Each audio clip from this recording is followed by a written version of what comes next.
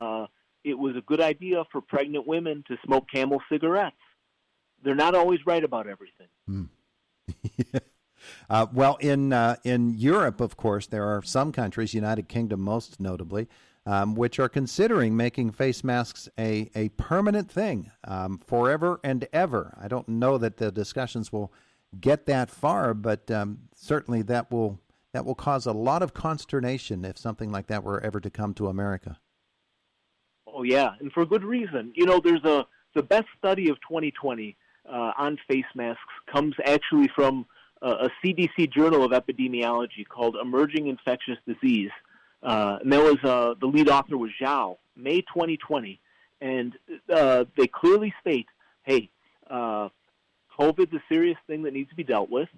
And how do we make sure we're not just following superstitious beliefs, but we're doing the medically efficacious things? And they say the things that don't, they make a list of things that don't work to prevent the spread of respiratory viruses. One of them is face masks.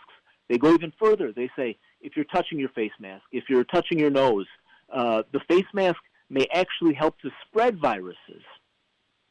Because the virus gets stuck. The molecules actually get stuck on the face mask, and there you go touching it, and off it goes. Off it goes. Then there's more, they say. They say if you're wearing a dirty mask, if the mask gets moist, if you're using a single-use mask only many times, you're causing more problems than you're preventing in all likelihood. So this, we're not asking these questions. We could be talking about things like, wow, look at what a difference obesity makes when you're dealing with COVID. And I made it a point to lose some weight this year. Look at what a difference smoking makes. Look at what a difference diet makes. Look at what a difference exercise and time outdoors makes. These are the questions we should be asking. Instead, we're saying, everyone put on a mask and the world will be great. Allan, break it down for us a little bit. You're the author of Face Masks in One Lesson. Are there particular face masks that we should be wearing, should not be wearing, and length of time and all of that? If I'm a neophyte and somebody comes up to me and says, you have to wear this and you have to wear it all the time, what do you want me to know about that mask? What I would want you to know in that situation, and my book is for this exactly. I don't need to convince anyone who loves their mask to stop wearing it. I don't need that.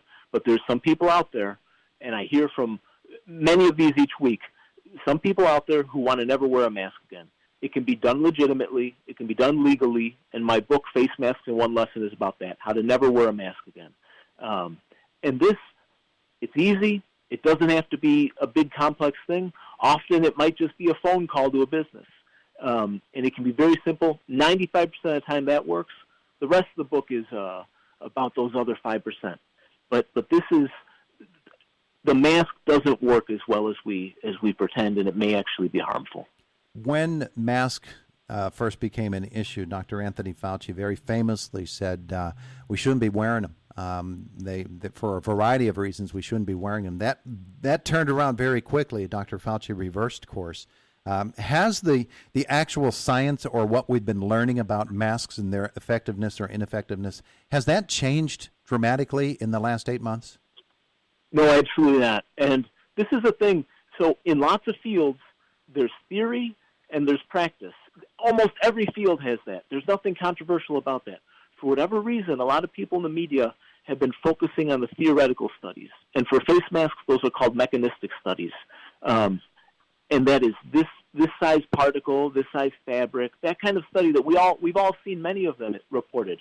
In theory, they say face masks should work. Then when you do randomized controlled trials, laboratory confirmed results, we see at the end of this amount of time, the people who wore face masks weren't any safer than the people who didn't wear face masks. These studies are very clearly indicating that the face masks aren't working. The media could say, hey, in theory they should work. In practice, they don't work as well as they do. Nothing controversial about that. Instead, we're hearing, oh, if you don't wear a face mask, you want grandma to die. It's craziness. It doesn't need to be this hype. It's very convenient to a narrative, but it doesn't have to be that way. Talk about the idea of droplets and the ability of droplets to get through a mask and their projection as someone sneezes or even breathes hard. We're hearing about singing. Those sorts of things when people raise up their voices a little bit, and the different types of masks that could either help or hinder somebody in their desire to not catch the virus when those situations crop up.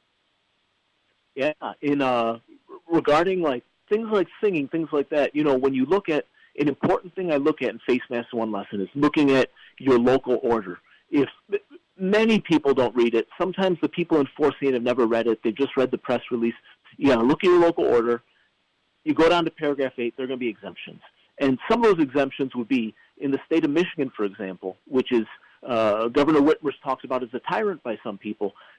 Michigan has exemptions a mile wide. If you're in a religious service, for example, no face mask order is to apply to you statewide. If you ever say, based on the honor code, I'm unable to wear a face mask safely, no one is ever supposed to challenge you statewide in Michigan. So that's a beautifully written face mask policy. Sonoma County, California, if you're breathing, if you have difficulty breathing, you're not supposed to be forced to wear a face mask. That applies to many, many people. Millions of Americans don't have to wear them. Regarding what works better or doesn't, it's possible N95 masks may work better. They're not well tested. An important issue here, a super important issue for N95 is that they're fit tested properly. But even then, there's a question of what that does to the individual wearing them and things like that. It's not a one-size-fits-all solution, and we need to stop thinking about it that way. We've gotten so far as a country by saying the individual is an individual and must make individual decisions. That's what medicine has always been about, and we have to stop with this one-size-fits-all type thinking. We're talking with Allan Stevo, author of Face Masks in One Lesson. Here's something that came up. I mentioned the basketball game that I did last night and humorously watched one of the officials get his whistle all tangled up in his gaiter. But we were talking, some basketball coaches and I beforehand, and they were discussing how the information is conflicting. You'll go to one doctor who says people with asthma should not be wearing a mask because they need to keep those airways open. Whereas another doctor presented with the same patient is saying absolutely have to wear a mask because you are more vulnerable than anybody else. The conflicting opinions of people who are the experts in this case really end up confusing people in the general public like me. Todd, you hit the nail on the head right there. We pretend that there's this one-size-fits-all kind of approach. You go to one doctor, and you get to trust what experts you're going to deal with. You go to one doctor, he's going to give you one opinion. You can say to that doctor, well, I'm going to go for a second opinion now. I'm going to go for a third opinion. And there's never been anything wrong with that. For 2,500 years, that's been the idea of medicine, that it's doctor and patient against the world. Now this is the idea of public health. It's only about 150 years old. Public health is, how does your neighborhood get together and vote on how you're going to handle medicine? What is going to be the medical decision for you? This is an example of public health, this face mask. Medicine is fantastic with a beautiful history. Public health has a specious history, and we're learning this year through this strange corona communism we're living through, what happens when you leave public health officials in charge. Allan Stevo, where do you predict this goes within 6 months to a year? Is there going to be an even stricter mask policy, or are things going to begin to loosen up as the vaccine has more and more of an effect? Hey, I have great faith in the American people, and I believe that I'm seeing constantly more and more people, one person at a time, saying, I'm not going to wear this mask anymore. That's it. I'm not going to comply with this lockdown anymore. And it's not the 38-member blue ribbon panel that ends the lockdowns, ends the face mask orders. It's each of us, one person at a time, saying in our own lives, I'm done with this. That's it. And I'm seeing that, and it's beautiful. And I have faith in America, and I think this is going to end, and we're going to come to our senses after this very scary period we've gone through. He is the author of Face Masks in One Lesson. Where are people going to be able to get that resource? It's anywhere you buy books online. A lot of people like to buy it on Amazon. That's the simplest place I'd say to buy it. Face Masks in One Lesson. Allan Stevo is my name. Beautiful. Thank you, Allan, for spending some time with us today. I really do appreciate it. Thank you so much, Todd. Have a great day today. It is the voice of Indiana County, WCCS 101.1 FM and AM 1160.